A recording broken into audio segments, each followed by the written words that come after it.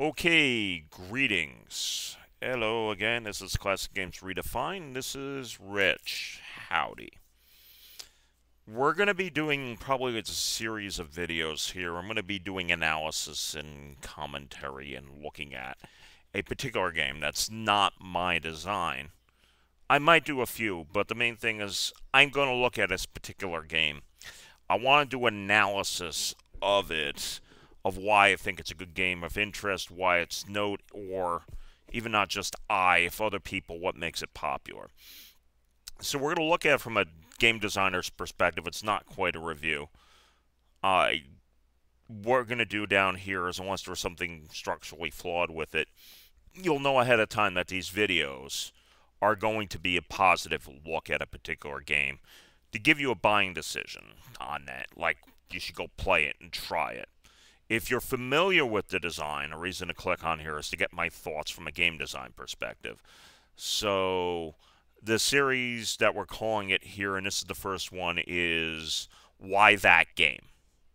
In other words, why am I looking at that game and everything else here?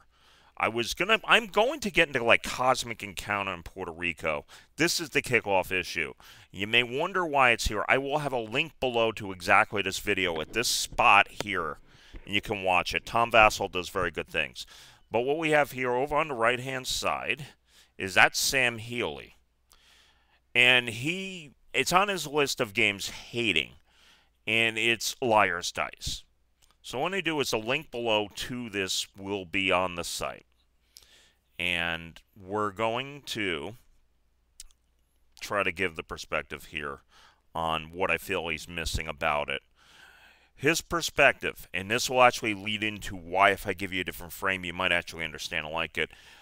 I want to reframe where Sam Haley's coming from, because I think Liar's Dice is an excellent game. By the way, if you don't know what Liar's Dice is, Liar's Dice, if you've seen the Pirates of the Caribbean movie, it was a dice game they're playing. It's a commercial game that actually has it. And what you do is typically the 6 of the 1 gets replaced with a wild die, a wild card, and you can use it. But you're shaking dice, and you're looking at your cup, and you're saying how many of a certain number is in there in a wild card. And what you're doing is you really want to get close to it. It's a game where you can try to bluff and everything else in it. You could lie, but you don't necessarily have to lie at it. Why Liar's Dice is of interest is that it's a game that involves statistics and also involves bluffing and reading people. Actually, come to think of it, it's like if you think of what's appealing about poker, it's the same thing. The one thing about Liar's Dice, if you can actually nail what the number is of, like, say there are 5 5s in a cup, and you go up, you actually put pressure on somebody else to actually do it. So it's not outright lying. This is not lying and everything else. You don't have to do it, but it's a matter of just reading people and concealing. That's the reason why you might guess. And it's not just yours. You may have, let's say, no 2s in your cup. And you can go 5 2s, and there's like a bunch of people at the table. There's very likely 5 2s out there if there's 7 people playing. You don't have any. But what you're doing is somebody's following you. You're trying to get it. You're concealing what you're having information here. So it's not lying. So it is a very fun game. I would highly recommend checking out Liar's Dice. It's a game of bluffing, reading people, deduction, everything else. Kind of what goes into poker, pretty much. And it's a very good game. And you don't have to lie about it. You know, you'll make false claims and try to bluff it accordingly. But, you know, you can do body control. And if you do statistics and look what it was, it works out to be a very good game. And you can go and look at it and somebody does that thing, and you're like, nah, no, you can't do it. And I'm not necessarily reading personal lie, I'm reading statistically. The thing that throws it off is the wild thing, which is usually in the commercial game. Perudo, I think, is another one.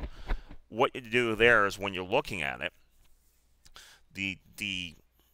like you look at the stars, you can also get stars. It throws things off because you can go 4 5s, and then there are 4 stars out there, and it throws it off. And when you do 4 5s, it's also 4 6s. So it's a fun game. You don't have to lie at it, and this leads to one issue here. By getting a different perspective on things, you go, oh, okay. And that's what I'm hoping to do here with this. hopefully to show you these different games here. And this was just a good kickoff here. Go watch this video. It's interesting to see perspective why somebody would or would not like a game there. And there's some I would disagree Tom Vassell with, but this particular point here, and we'll have a link in the description there for it.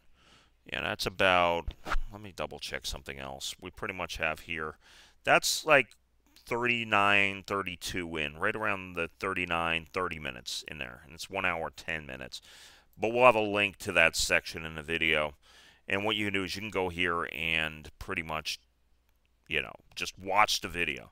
So what I will recommend, this is my first one, Why Liar's Dice, or Why That Game.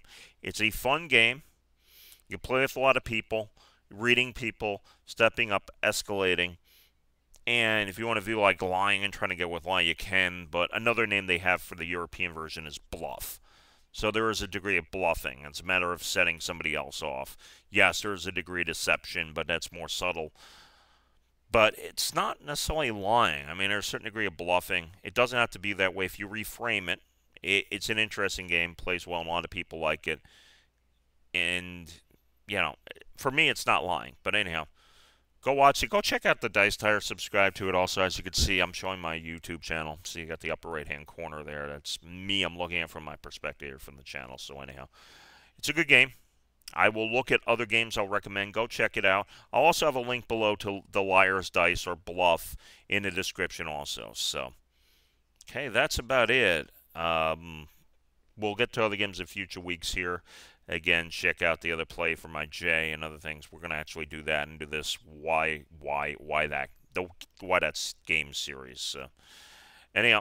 Oh, one more thing with the series. I may look at genres and everything else. I might also look at some video games. I'm tempted to do Mule 1 week here and show that off and explain why Mule is a good game. But anyhow, okay, that's it. I do want to thank you for watching, and may your die always roll 5. Oh, and pardon me, I just knocked the sound out. So, okay, we're out of here. Thanks. Take care.